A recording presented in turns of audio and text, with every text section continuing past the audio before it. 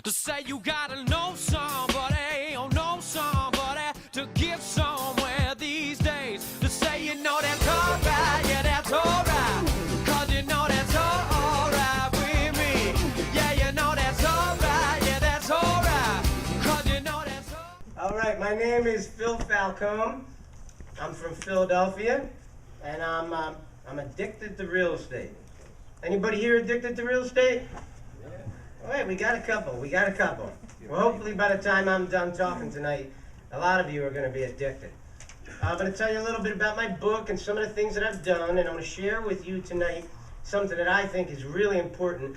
It's what I call my 2020 vision, which is a plan that I've devised with the help of some of my investor friends like Jeremy Ricci over here to come up with a concept of how investors can buy properties today with no money, without the support of banks, keep the properties, and get paid to buy them.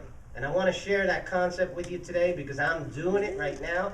Jeremy's doing it. We want to share it with you. We want to tell you about it so that you guys can enjoy some of the things that we're doing and share it with you. So everybody calls me Philadelphia Phil because I'm from Philadelphia, because that's where I started buying property. And today I live in Warminster. Warminster Phil just doesn't have the same ring to it, so I'm sticking with Philly Phil. I started in this business in 1989 at the age of 23, so I'm 45. I've been doing it like 22 years, and I just absolutely love this business. I'm thrilled to be a real estate investor. I do it full time. It's all I do. It's all I want to do. Something I always say to people is get busy buying. What I'm doing today, and I basically made this decision in late 2010, is I decided to call it the bottom, okay? Now, none of us really know for sure if the market is at the bottom or not, but at some point we have to make up our minds of what we're gonna do, and I've decided that in the third quarter of 2010, I'm ready. So what I'm doing these days is I'm getting busy buying, and I'm out very aggressively building my portfolio back up again. And I'm gonna tell you a little bit about some of the things I've done. So I'm canceling my vacations, okay? I'm not planning on going away a lot in the next couple of years because I really think that this time that we're in right now, 2011, 2012, maybe 2013, it's absolutely unprecedented opportunity, and I want to capitalize on it. I want to be looking back on this time in my life a decade from now saying that the deals that I made in this time frame are going to carry me and my family to the grave with the money that I make off of these deals, and I'm going to try to make that happen, and I truly think that there's a very good chance that it will. Woo! So, There you go. hey, I got somebody loving it, all right?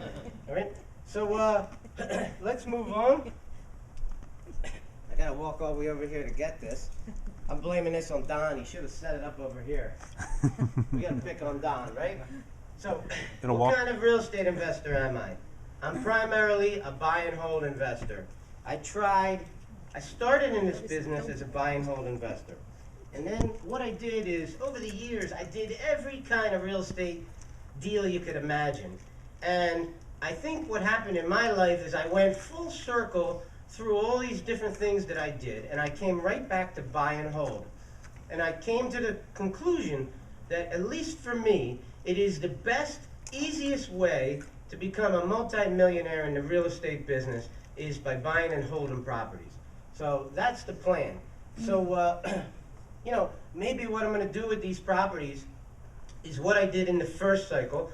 The residential properties that I'm buying today, I'm most likely going to sell them at the top of the market, whenever that is. Maybe that'll be 2025.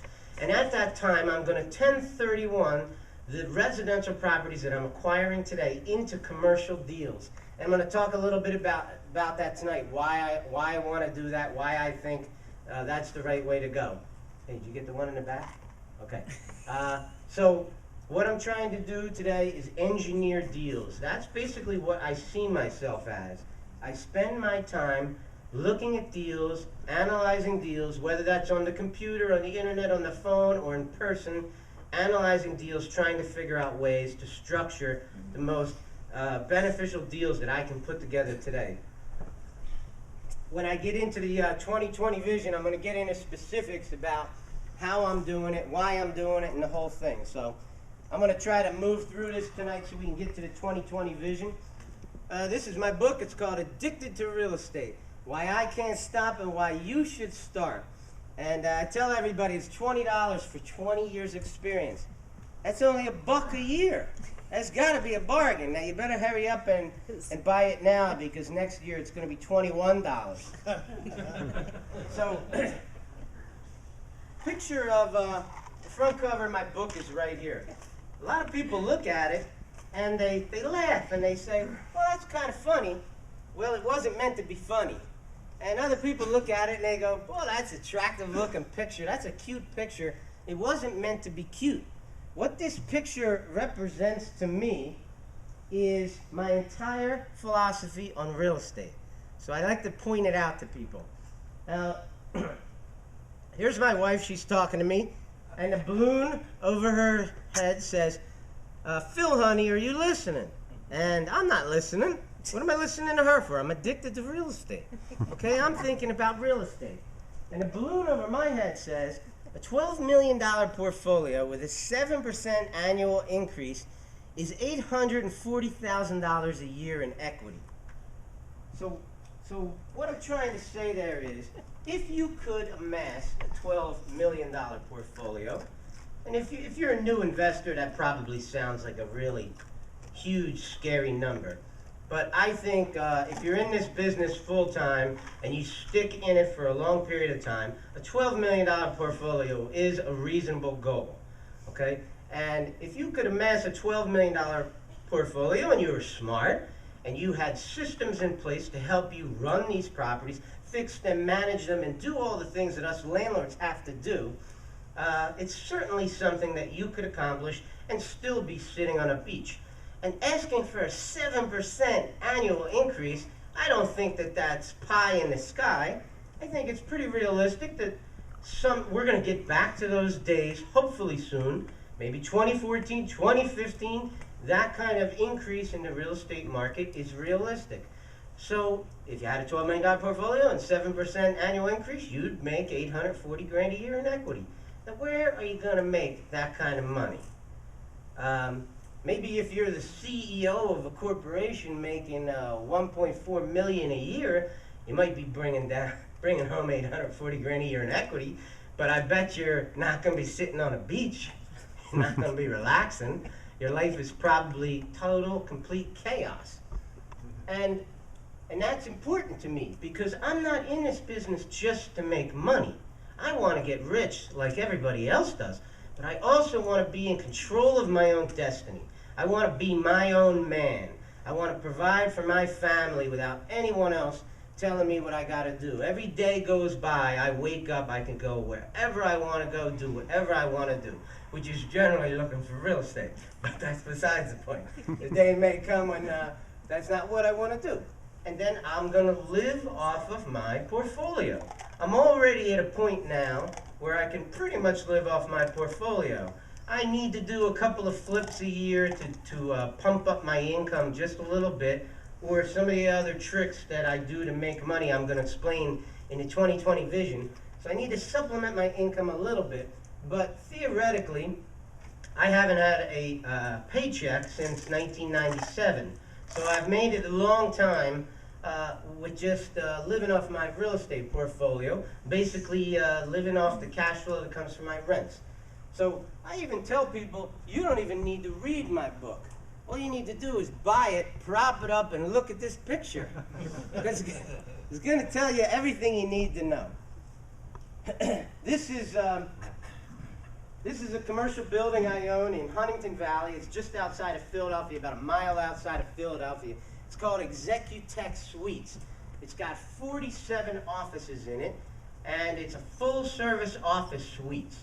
So basically what we do is we provide the furniture, the telephones, the internet, the furniture, the receptionist, the conference rooms, everything that people need. They just show up with their computers and their books. They move in, we give them one price for the office, and it's a great little operation. And I'll tell you the story about what I did with this building.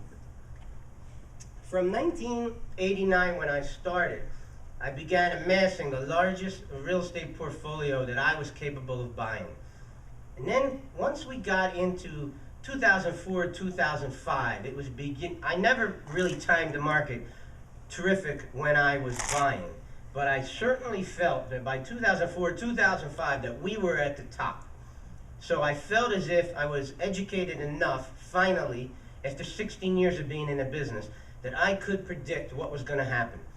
Now, I love the real estate business, so I could have sold all my buildings, but that would have created a giant windfall for me, of which I would have had to pay taxes, and I was out of the business I loved. So I made the decision that what I'm going to do is I'm going to 1031 all these properties into commercial, okay? And I'm going to talk a little bit about that later on, why I think that's smart. But I found this building came up for sale. They wanted like $2.3 million, 2.4, something like that. And I went in and I ended up making an agreement to purchase it for $2.1 million. The funny part was I had $10,000 in the bank at the time I did it. And the realtors who were representing these clients very poorly were from one of the largest real estate firms in Philadelphia called Marcus & Millichap. They were charging the sellers of this building $140,000 in commissions to sell this building, and they never even asked me, Mr. Falcone, show us the money, okay? You know, in order to buy a building for $2.1 million,